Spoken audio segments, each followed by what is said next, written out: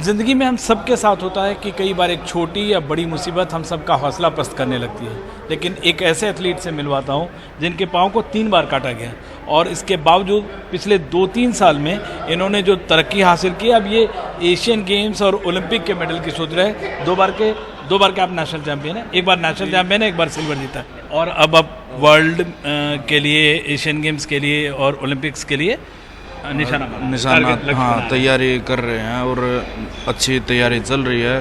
Coach साहब के under में तैयारी कर रहे हैं अपनी। अच्छा, आप का जो एक्सीडेंट हुआ 2011 में चोट लगी, 11 में एक्सीडेंट हुआ, उसके बाद क्या हादसा क्या? ये अपने खेत में वैसे ही छोटी चोट लगी थी तो डॉक्टर ने इलाज किया नहीं किया लापरवाही से। रोहतक में, हरियाणा में? हाँ, रोहतक में तो 3 जगह से 3 बार पैर को काटना पड़ा। 3 बार काटना पड़ा? कितने दिन? हाँ, ये 5-6 दिन के अंदर प्रोसेस कर दिया उन्होंने और उसके बाद मैं बिल्कुल डिप्रेशन में चला गया था। लेकिन जैसे मेरे को पता चला पैरा गेम्स होते हैं, मैंने तो वो एक्सीडेंट के बारे में बता, कैसे हुआ था एक्सीडेंट? क्या हुआ? सिंपल चोट लगी थी अपने खेत में ही काम करते करते और सिंपल चोट के वजह से मेरे को इतना नुकसान भुगतना पड़ा। क्या चीज़, किससे चोट लगी? सिंपल बैलगाड़ी लगी थी। बैलगाड़ी गिर गई थी? हाँ, पैर पे भी गिर गई थी। सिंपल चोट तो नहीं है, लेकिन उसके बाद घाव बढ़ता गया? नहीं, घाव बिल्कुल नहीं था, कोई टूट फूट नहीं थी, वैसे अंदर ही चोट थी जो थी। अच्छा। वो डॉक्टरों ने नहीं देखा, उसकी वजह से उन्होंने वैसे ही भेज दिया दवाई दे के और 4-5 दिन बाद प्रॉब्लम ज़्यादा होने लगी, पेन होने लगा। दिखाया तो उन्होंने ये बोल दिया कि ये तो काटना पड़ेगा। और फिर कितने बार काटना पड़ा? 3 बार? ये 3 बार काटना पड़ा सर। और ये मतलब 6 महीने के सब अंदर ही हो गया? हाँ, 6 महीने अंदर सब हो गए। तो पहले आप कुछ खेलते थे, फिर इसमें पैरा? नहीं, हाँ, पहले मैं अपना गांव में ही देसी प्रैक्टिस कर लेते थे, देसी अखाड़े में कुश्ती वगैरह करते थे? हाँ जी। और फिर आप पावर लिफ्टिंग के बारे में कैसे पता चला? पावर लिफ्टिंग के बारे में मैंने देखा पैरा गेम्स होते, मैं सुधीर भाई साहब को देखा, इनसे बात की तो इन्होंने मेरे को जेपी सर से मिलवाया। तो मैं जेपी सर के अंडर। सुधीर एथलीट हैं? हाँ जी। अच्छा, अपने कॉमनवेल्थ गेम्स एशियन मेडलिस्ट हैं, तो उनके संपर्क से मैं जेपी सर से मिला।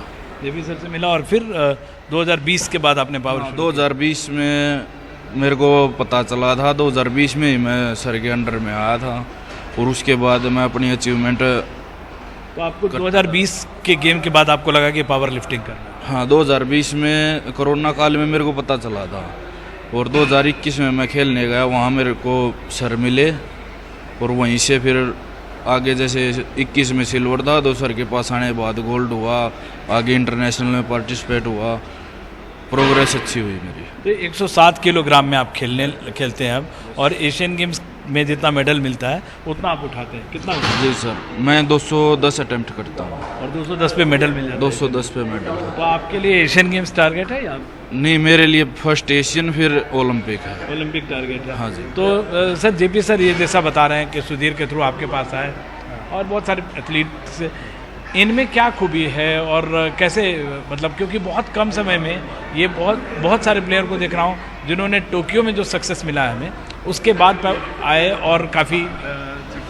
जब से इसमें विशेष बात ये है कि नॉर्मली जो हमारे पैरा पावर लिफ्टर हैं उनका जो लोअर पोर्शन है वो उनमें टांगे में प्रॉब्लम्स रहती हैं, छोटे रहते हैं। इसका जो बेस है ब्रॉड बेस है और एक टांग पूरी है, दूसरी में थोड़ी प्रॉब्लम है जो कटी है उसकी वजह से, तो इसकी परफॉर्मेंस बहुत जल्दी इम्प्रूव करेगी। नॉर्मली जो हमारे पावर लिफ्टर हैं जो पोलियो से हैं या दूसरी चीज़ें हैं, डिसेबिलिटी से, थे अपर बॉडी में उनका हैवी होता है, लोअर बॉडी उनका बिल्कुल लाइट होता, उसमें वज़न ही नहीं होता, तो इसलिए उनकी प्रोग्रेस धीरे धीरे बैलेंसिंग बनाने में उनको मुश्किल हालात होती हैं। लेकिन इनके साथ ऐसा नहीं है, इसलिए इनकी परफॉर्मेंस बढ़ रही है। और आपको लगता है कि पावर लिफ्टिंग में भी और पैरा में भी, जो हम लोग बातचीत कर रहे थे, आपको लगता है इस बार इंडिया बहुत?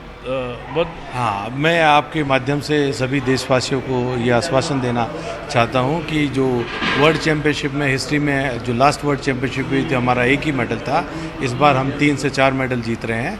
और जो कमिंग पैरा एशियन गेम आ रहे हैं उसमें हमारे सेक्रेटरी जनरल गुरशरण जी, प्रेसिडेंट दीपा मलिक और बाकी सभी लोगों ने ये वादा भी किया है, गवर्नमेंट से भी, SI से भी, कि हम 100+ मेडल जीत रहे हैं। ये बहुत बड़ा दावा है, लेकिन 100+। लेकिन आपके बारे में बात करें, आप जैसे अब गेम में कितना टाइम दे पाते हैं, और आप रोल मॉडल एक तरह से बन रहे हैं, ना सिर्फ पैरा एथलीट के लिए, आम लोगों के लिए भी, कि वापसी कमबैक की जा सकती है। एकदम डिप्रेशन में जाके वापस मेहनत करना और स्पोर्ट्स की अचीवमेंट छूना, एक पैरा स्पोर्ट्स पर्सन होने के नाते मैं सभी को बोलता हूँ कुछ ना कुछ करो अपना।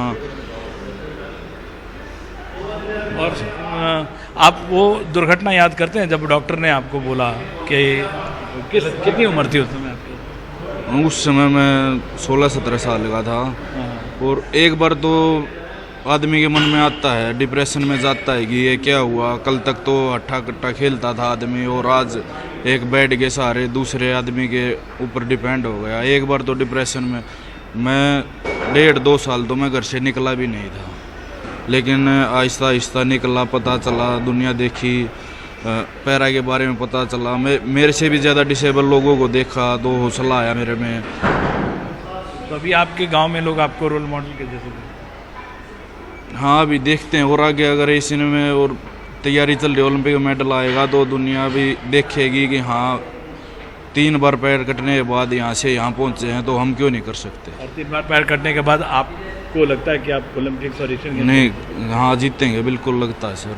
तो ये बहुत बड़ी बात है कि इनके अंदर वो हौसला है, और एक साइंटिफिक एक डेटाबेस एनालिसिस है इन लोगों के पास कि आज इतना वजन उठा रहे हैं और एशियन गेम्स के मेडल के करीब पहुंच गए हैं, ओलंपिक्स में ये प्रोग्रेस हो सकती है। अगर ये कामयाबी होती है तो बहुत ही बड़ी बात है, वरना यहाँ तक भी पहुँचे हैं, ये अपने आप में काबिल तारीफ़ है। दिल्ली से कैमरामैन सुशील राठी के साथ विमल मोहन, NDTV इंडिया।